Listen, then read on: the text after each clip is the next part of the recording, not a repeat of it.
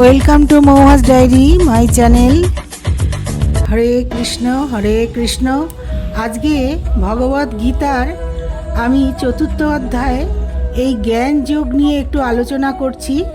এই গীতার চতুর্থ অধ্যায়ে ভগবান শ্রীকৃষ্ণ অর্জুনকে এই জ্ঞান যোগের বিষয়ে অবগত করেছিলেন, সেটা নিয়েই তোমাদের আজকে এই ভিডিওটা নিয়ে এসেছি। বন্ধুরা, তোমরা একটু প্রথম থেকে শোনো। গীতার এই চতুর্থ অধ্যায়ের বাংলা অনুবাদ করে আমি পড়ে শোনাচ্ছি, আর যদি কিছু ভুল ত্রুটি হয়ে থাকে ক্ষমা করে দিও বন্ধুরা। আর ভালো লাগলে আমার চ্যানেলটা একটু সাবস্ক্রাইব করো। পরমেশ্বর ভগবান শ্রীকৃষ্ণ বললেন, আমি পূর্বে সূর্যদেব বিভূষণকে এই অব্যয় নিষ্কাম কর্মসাধ্য জ্ঞানযোগ বলেছিলাম। সূর্য তা মানব জাতির জনক মনুকে বলেছিলেন এবং মনু তা ইক্ষ্বাকুকে বলেছিলেন। এভাবেই পরম্পরা মাধ্যমে প্রাপ্ত এই পরম বিজ্ঞান রাজর্ষিরা লাভ করেছিলেন, কিন্তু কালের প্রভাবে এই পরম্পরা ছিন্ন হয়েছিল এবং তাই সেই যোগ নষ্টপ্রায় হয়েছে। সেই সনাতন যোগ আজ আমি তোমাকে বললাম, কারণ তুমি আমার ভক্ত ও সখা, এবং তাই তুমি এই বিজ্ঞানের অতি গূঢ় রহস্য হৃদয়ঙ্গম করতে পারবে। অর্জুন বললেন, সূর্যদেব বিভূষণের জন্ম হয়েছিল তোমার অনেক পূর্বে। তুমি যে পুরাকালে তাকে এই জ্ঞান উপদেশ করেছিলে তা আমি কেমন করে বুঝব? পরমেশ্বর ভগবান বললেন, হে পরন্তপ অর্জুন, আমার ও তোমার বহু জন্ম অতীত হয়েছে। আমি সেই সমস্ত জন্মের কথা স্মরণ করতে পারি, কিন্তু তুমি পারো না। যদিও আমি জন্মরহিত এবং আমার চিন্ময় দেহ অব্যয়, এবং যদিও আমি এই সর্বভূতের ঈশ্বর, তবুও আমার অন্তরঙ্গা শক্তিকে আশ্রয় করে আমি আমার আদি চিন্ময় রূপে যুগে যুগে অবতীর্ণ হই। গীতার এই বিখ্যাত এই শ্লোকটি এই অধ্যায়তেই আছে। যদা যদা হি ধর্মস্য গ্লানির্ভবতি ভারত অভ্যুত্থান অধর্মস্য তদাহং সৃজাম্যহং। হে ভারত, যখনই ধর্মের অধঃপতন হয় এবং অধর্মের অভ্যুত্থান হয়, তখন আমি নিজেকে প্রকাশ করে অবতীর্ণ হই। পরিত্রাণায় সাধূনাং বিনাশায় চ দুষ্কৃতম ধর্ম সংস্থাপনায় সম্ভবামি যুগে যুগে। সাধুদের পরিত্রাণ করার জন্যে এবং দুষ্কৃতকারীদের বিনাশ করার জন্য এবং ধর্ম সংস্থাপনের জন্যে আমি যুগে যুগে অবতীর্ণ হই। হে অর্জুন, যিনি আমার এই প্রকার দিব্য জন্ম ও কর্ম যথাযথভাবে জানেন, তাকে আর দেহত্যাগ করার পর পুনরায় জন্মগ্রহণ করতে হয় না। তিনি আমার নিত্যধাম লাভ করেন।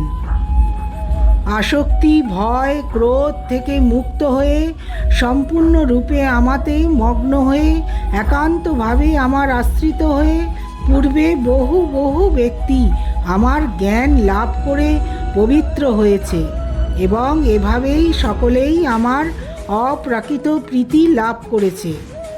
যারা যেভাবে আমার প্রতি আত্মসমর্পণ করে আমি তাদেরকে সেভাবেই পুরস্কৃত করি। হে পার্থ, সকলেই সর্বতোভাবে আমার পথ অনুসরণ করে। এই জগতে মানুষেরা সকাম কর্মের সিদ্ধি কামনা করে এবং তাই তারা বিভিন্ন দেবদেবীর উপাসনা করে। সকাম কর্মের ফল অবশ্যই অতি শীঘ্রই লাভ হয়। প্রকৃতির তিনটে গুণ কর্ম অনুসারে আমি মানব সমাজে 4টি বর্ণবিভাগ সৃষ্টি করেছি। আমি এই প্রথার স্রষ্টা হলেও আমাকে অকর্তা এবং অব্যয় বলে জানবে। কোনো কর্মই আমাকে প্রভাবিত করতে পারে না এবং আমিও কোনো কর্মফলের আকাঙ্ক্ষা করি না। আমার এই তত্ত্ব যিনি জানেন তিনিও কখনো সকাম কর্মের বন্ধনে আবদ্ধ হন না। প্রাচীনকালে সমস্ত পুরুষেরা আমার অপ্রাকৃত তত্ত্ব অবগত হয়ে কর্ম করেছেন। অতএব তুমিও সেই প্রাচীন মহাজনদের পদাঙ্ক অনুসরণ করে তোমার কর্তব্য সম্পাদন করো। কাকে কর্ম ও কাকে অকর্ম বলে তা স্থির করতে বিবেকী ব্যক্তিরাও মোহিত হন। আমি সেই কর্ম বিষয়ে তোমাকে উপদেশ করব। তুমি তা অবগত হয়ে সমস্ত অশুভ অবস্থা থেকে মুক্ত হবে। কর্মের নিগূঢ় তত্ত্ব হৃদয়ঙ্গম করা অত্যন্ত কঠিন।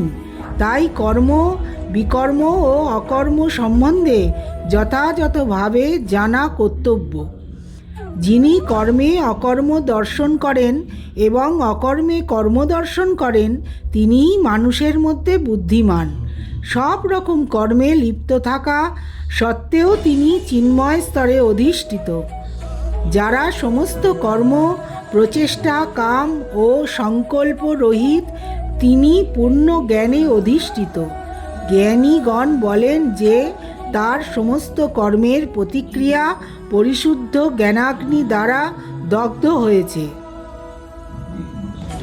যিনি কর্মফলের আসক্তি সম্পূর্ণরূপে ত্যাগ করে সর্বদা তৃপ্ত এবং কোনো রকম আশ্রয়ের অপেক্ষা করেন না, তিনি সব রকম কর্মে যুক্ত থাকা সত্ত্বেও কর্মফলের আশায় কোনো কিছুই করেন না। এই প্রকার জ্ঞানী ব্যক্তি তার মন ও বুদ্ধিকে সর্বতোভাবে সংযত করে কার্য করেন। তিনি প্রভুত্ব করার প্রবৃত্তি পরিত্যাগ করে কেবল জীবন ধারণের জন্যে কর্ম করেন।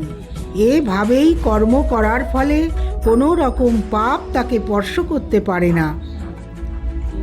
যিনি অনায়াসে যা লাভ করেন তাতেই সন্তুষ্ট থাকেন, যিনি সুখ, দুঃখ, রাগ, দ্বেষ আদি দ্বন্দ্বের বশীভূত হন না এবং মাৎসর্যপূর্ণ, যিনি কার্যের সাফল্য ও অসাফল্যে অবিচলিত থাকেন, তিনি কর্ম সম্পাদন করলেও কর্মফলের দ্বারা কখনোই আবদ্ধ হন না। জড়া প্রকৃতির গুণের প্রভাব থেকে মুক্ত হয়ে চিন্ময় জ্ঞাননিষ্ঠ ব্যক্তি যজ্ঞের উদ্দেশ্যে যে কর্ম সম্পাদন করেন, সেই সকল কর্ম সম্পূর্ণরূপে লয়প্রাপ্ত হয়। যিনি কৃষ্ণ ভাবনায় সম্পূর্ণ মগ্ন, তিনি অবশ্যই চিত্ত জগতে উন্নীত হবেন, কারণ তার সমস্ত কার্যকলাপ চিন্ময়, তার কর্মের উদ্দেশ্য চিন্ময় এবং সেই উদ্দেশ্যে তিনি যা নিবেদন করেন তাও চিন্ময়। কোনো যোগী দেবতাদের উদ্দেশ্যে যজ্ঞ করার মাধ্যমে তাদের উপাসনা করেন, আর অন্য অনেকেও ব্রহ্মরূপ অগ্নিতে সব কিছু নিবেদন করার মাধ্যমে যজ্ঞ করেন।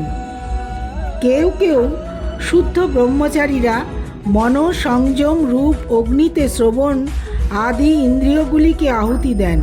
আবার অন্য অনেকে নিয়মনিষ্ঠ গৃহস্থেরা শব্দাদি ইন্দ্রিয়ের বিষয়গুলিকে ইন্দ্রিয় রূপ অগ্নিতে আহুতি দেন।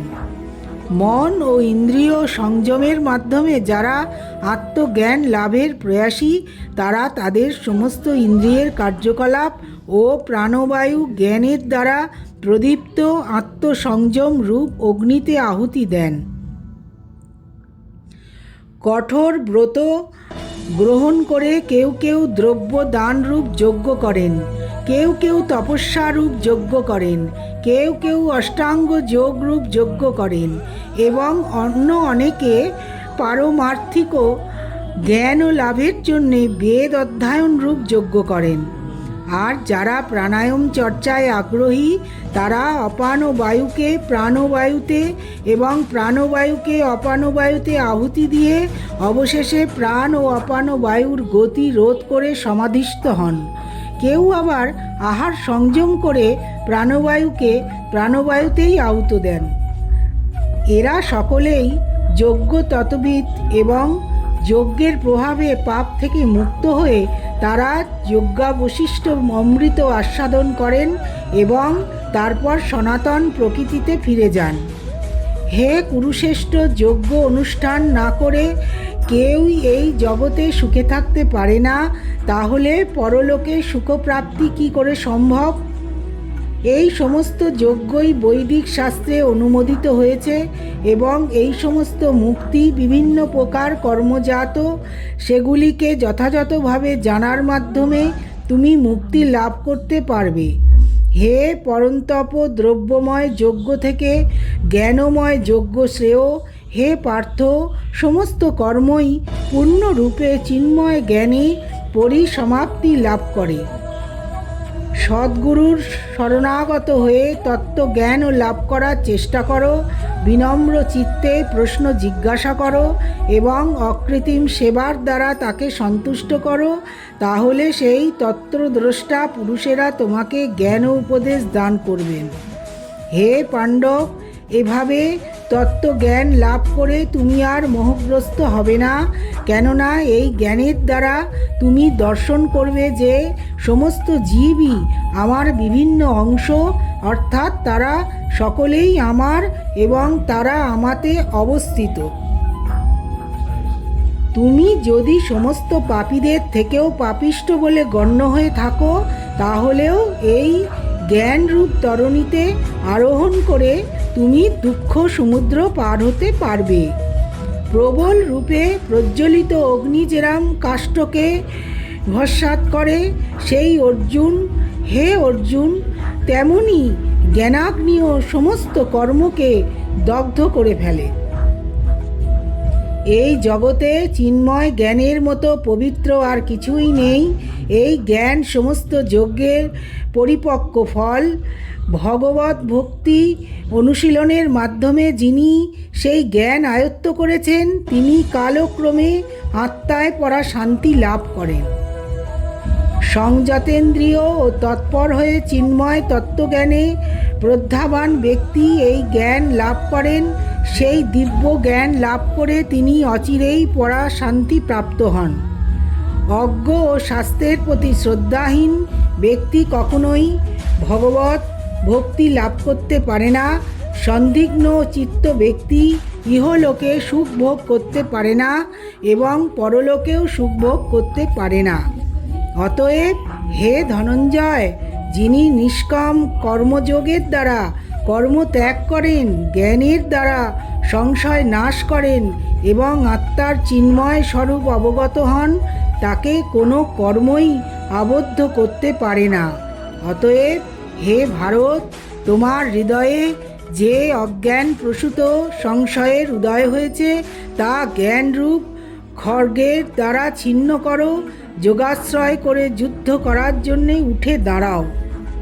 হে অর্জুন, তুমি এই যুদ্ধ করো আর এই উপদেশ বাণী শুনে তুমি এই যুদ্ধের জন্যে প্রস্তুত হও। ভগবান শ্রীকৃষ্ণের এই চতুর্থ অধ্যায়ের এই বাণীগুলো আমি তোমাদের বাংলায় অনুবাদ করে শোনালাম। এই 42টা শ্লোকের অনুবাদ তোমাদের করে শোনালাম। ভগবান শ্রীকৃষ্ণ যে উপদেশ দিয়েছেন গীতাতে, সেই উপদেশই আমি তোমায় বাংলায় অনুবাদ করে তোমাদের বন্ধুরা শোনালাম। তোমরা এই গীতা পাঠ, এই শ্রবণ করো, তোমাদের ভগবান ভালো করবেন। তোমরা ভালো থেকো। কৃষ্ণায় বাসুদেবায় হরয়ে পরমাত্মনে প্লনত ক্লেশ নাশায় গোবিন্দায় নমো নমো। কৃষ্ণায় বাসুদেবায় হরয়ে পরমাত্মনে প্লনত ক্লেশ নাশায় গোবিন্দায় নমো নমো। এই ভাগবতের এই শ্লোকটা পাঠ করেও শোনালাম বন্ধুরা। ভগবান শ্রীকৃষ্ণকে নমস্কার জানিয়ে আজকের এই গীতার চতুর্থ অধ্যায় শেষ করলাম। যদি কোনো ভুল ত্রুটি হয়ে থাকে বন্ধুরা ক্ষমা করে দিও। আর তোমরা ভগবানের শরণাপন্ন হয়ে শ্রীকৃষ্ণের এই গীতা শ্রবণ করো। এই গীতা পাঠের মাহাত্ম্য খুব। ভগবান পরম লাভ করা যায় ভগবানকে এই গীতা। থ্যাঙ্কস ফর ওয়াচিং মৌয়াজ ডায়েরি।